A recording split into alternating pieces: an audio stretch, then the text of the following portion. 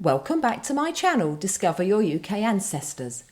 You may already be aware that many of the census records for Northern Ireland were destroyed either on government orders or when the Public Records Office in Dublin burnt down in 1922 due to the Irish Civil War. However, it's not all doom and gloom because a few census records for 1821, 31 and 51 did survive, and in this video I'll tell you which these are and how you can access them. Please be aware that this video is specific to the 6 counties that make up Northern Ireland, which are Antrim, Armagh, Down, Fermanagh, Londonderry and Tyrone. The upshot is that for Northern Ireland, only 2 census records are currently available in full to the family historian. These are the ones for 1901 and 1911.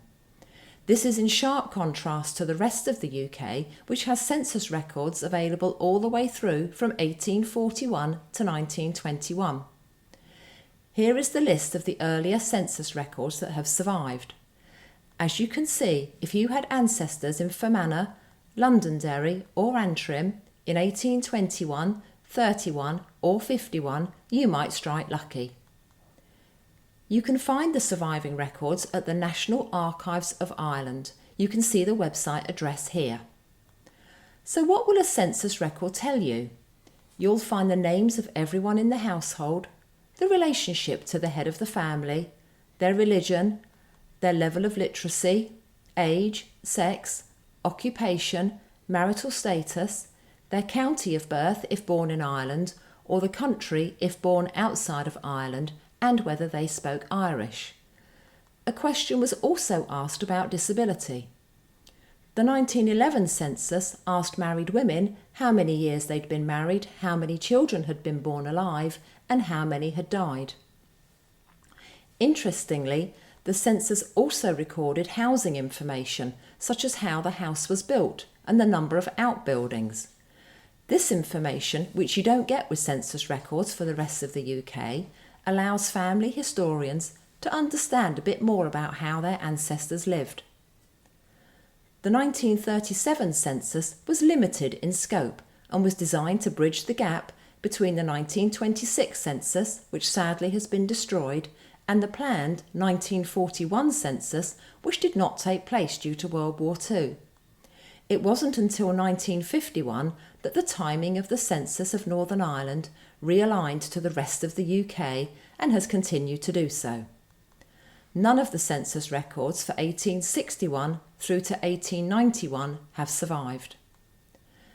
I appreciate that the frequency of the census in Northern Ireland is a little bitty, so here's a summary of when the census took place and whether the records have survived.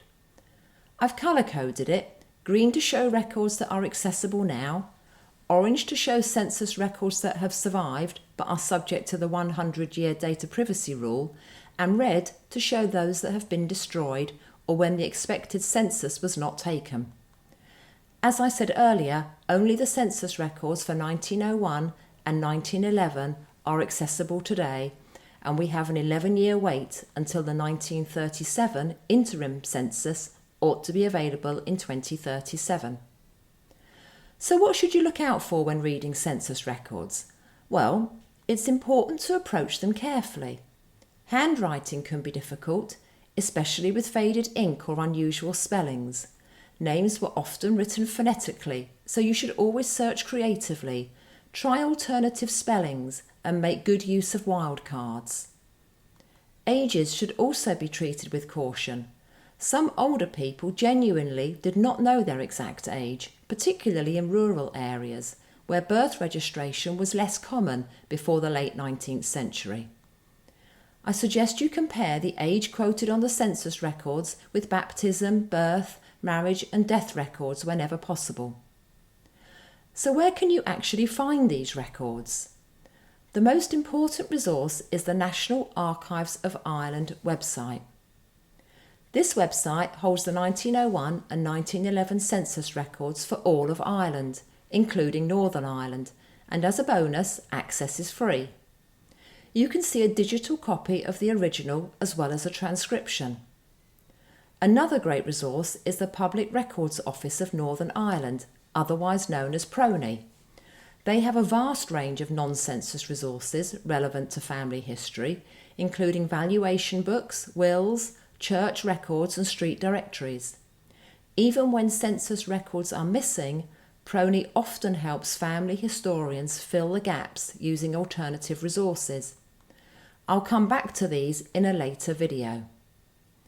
I like to bring my videos to an end by giving you my top 3 tips, which for this topic are: number 1, double check the accuracy of the transcription by comparing it to the original record. Number 2, when searching for records, be creative with possible spellings and use wildcards. And number 3, look at the PRONI website to find alternative records that help to fill in gaps. I hope you found this video helpful to your research. Please don't forget to like, subscribe and share it with anyone else who is exploring their ancestors.